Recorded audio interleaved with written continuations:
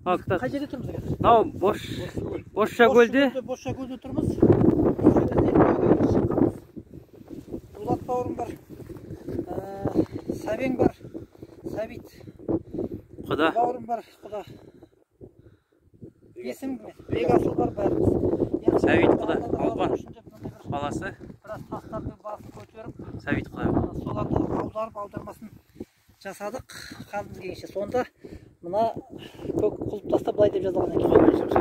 1879 жылда марттың 24 күні Қыпшақ ұрығының ұзын аймағының жарбасты тайпасының өте тілеу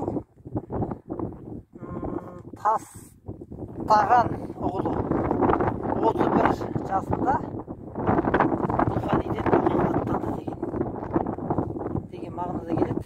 Енді өте тілеу болып тастаған деген мүмкін ұрпақтарды табылып қалар.